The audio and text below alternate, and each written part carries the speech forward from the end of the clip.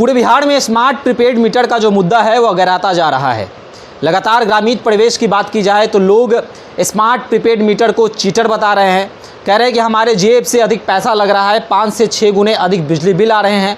महिलाएं जो हैं वह मीटर को लेकर रोड पर निकल चुकी हैं, फोड़ रही हैं और कह रही है मुझे नहीं चाहिए, मीटर को मुझे नहीं लगवाना है अपने घरों में। और साथ ही साथ जो अधिकारी हैं वह टेंशन में हैं।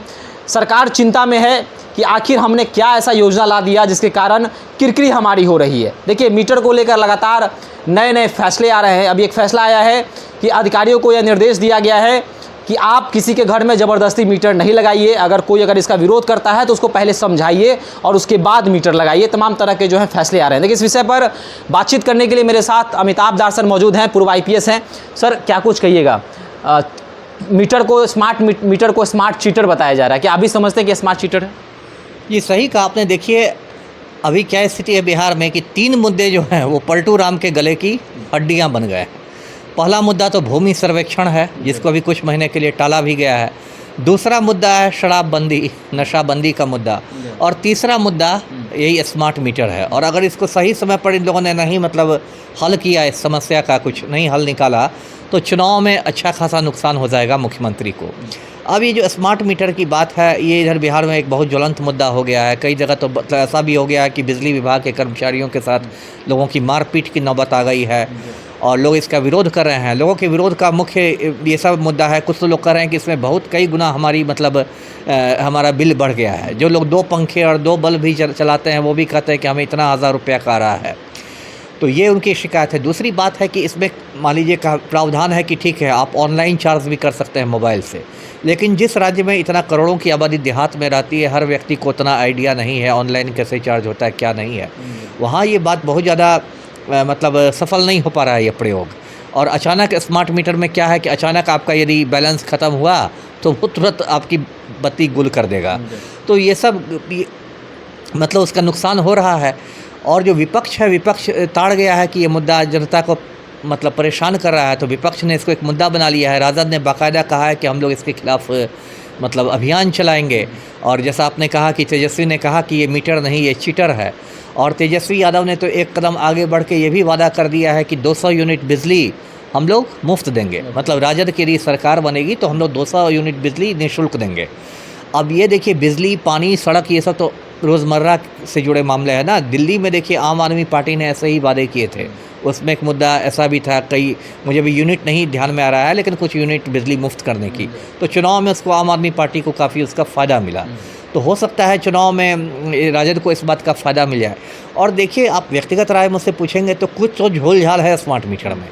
अभी देखिए, ये जो संजीव हंस है, बिहार का बहुत भ्रष्ट IAS माना जाता है, ऊर्जा विभाग में प्रधान सचिव था, पावर होल्डिंग कॉरपोरेशन में था। उसके ठिकानों पर ED ने छापेमारी की और ED ने ये कहा है कि संजीव हंस ने स्मार्ट मीटर बनाने वाली जो कंपनी है, जो प्राइवेट कंपनी है, उससे घूस में एक मर्सिडीज़ कार ली है।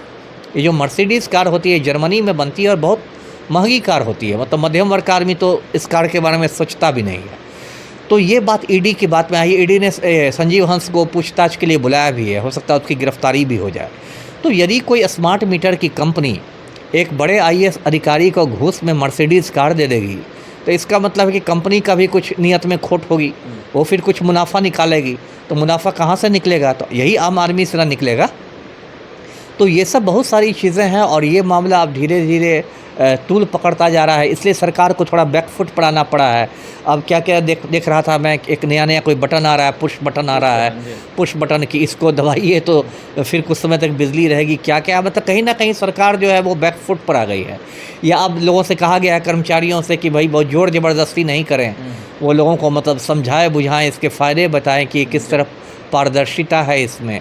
तो ये सब बातें हो रही। अब देखना होगा कि ये मुद्दा कितना आगे बढ़ता है। जी सर, बिजली बिल को लेकर जो सरकार बिजली का जो रेट लेती है ग्राहकों से, उस पर भी सवाल उठ रहा है कि बिहार सरकार बिजली दूसरे राज्यों को बेचती है। तो ऐसा क्यों हो रहा है कि बिजली पर्याप्त मात्रा में बिहार में उपलब्ध है, तो उन बिजली को जो है दूसरे राज्यों में बेचा जाता है और बिहार के लोग जो है महंगी बिजली उपयोग करते हैं? जी, वो भी एक मुद्दा हो सकता है। क्यों नहीं हो सकता है मुद्दा? यदि आप बिजली बेच रहे हैं, इसका मतलब क्या है? इसका मतलब आपका सरप्लस बिजली है, फालतू बिजली है, तभी आप बेच रहे हैं।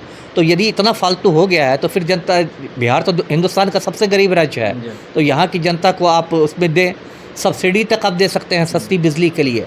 बिजली तो मतलब बहुत ये है ना, मतलब आदमी ज़िंदगी की गुणवत्ता से जुड़ी हुई चीज़ है। और देखिए मैं ये बात बताऊं कि जो पहले वाला मीटर था, जिसको आप परंपरागत मीटर कहेंगे, उसमें भी बहुत सारी त्रुटियां थी।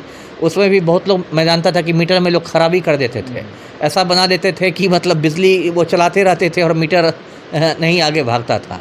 वो मतलब मिली भगत से, कर्मचारियों की मिली भगत से ऐसा होता था, उसमें भी था। तो मुझे लगता है कि कोई बीच का रास्ता सरकार को निकालना चाहिए कि ठीक है, वो परंपरागत मीटर भी पूरी तरह ठीक नहीं है, लेकिन स्मार्ट मीटर को भी अभी की स्थिति में नहीं रखना चाहिए, जो अभी स्थिति है उसकी। जी सर, एक और सवाल है कि ग्रामीण परिवेश की बात की जाए तो बहुत लोगों के पास स्मार्टफोन नहीं है। सरकार यह दलील देती है कि हमने तो एक ऐप लॉन्च कर दिया और ऐप पर आप प्रतिदिन का जो है ब्यौरा देख सकते हैं। डाउनलोड कहाँ से करेंगे? तो वही चीज़ लोग जो वृद्ध लोग रहते हैं, जिनके परिवार वाले बाहर रहते हैं, उनके माता पिता गाँव में रहते हैं, तो उन लोग तो मोबाइल चलाने आता नहीं है, एंड्रॉयड फ़ोन नहीं है। तो क्या सरकार को दूसरा विकल्प अपनाना होगा? वही ना मैं कह रहा था। देखिए सरकार क्या करती है कि पटना में सारे फैसले देती है, एयर कंडीशन कमरों में बैठ के अधिकारी लोग फैसले देते हैं बिना ज़मीनी हकीकत का ध्यान रखे हुए। अभी भूमि सर्वेक्षण में भी यही समस्या आई। भूमि सर्वेक्षण में भी सरकार ने कह दिया कि भाई एक वेबसाइट दे दिया, ये राजस्व विभाग का कह दिया कि आप सारे प्रपत्र डाउनलोड कर सकते हैं, फिर अपलोड कर सकते हैं, और उसका शिकायतें आने लगी कि वो वेबसाइट खुल ही नहीं रहा, उसी में कुछ तकनीकी समस्या है। वही बात आपने कहा कि हमने ऐप बना दिया। अब जिसके पास मोबाइल है ही नहीं तो ऐप को वो डाउनलोड कहाँ करेगा, या जिसके पास एंड्रॉयड फ़ोन नहीं है, एक सिंपल फ़ोन है, बहुत लोग गांव में रखते हैं बस सिंपल फ़ोन जिससे बस बातचीत की जा सके। पंजाब में कोई बेटा काम करता है, खाली उसका हालचाल लिया जाए। तो ये सब तो देखिए ज़मीनी हकीकत को देख के ही ना कोई आप काम कर सकते हैं, है ना। नकल के लिए भी अकल चाहिए ना। आप स्विट्ज़रलैंड की नकल करके आप बिहार में नहीं ना लागू कर दीजिएगा नीतियाँ।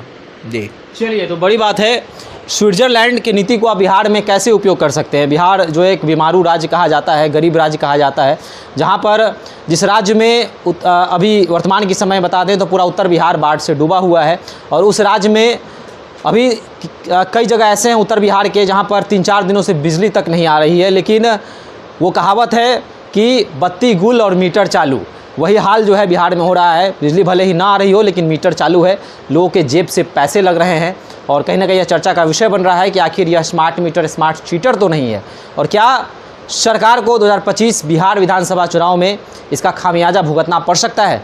आप भी हमारे साथ साझा कर सकते हैं। धन्यवाद।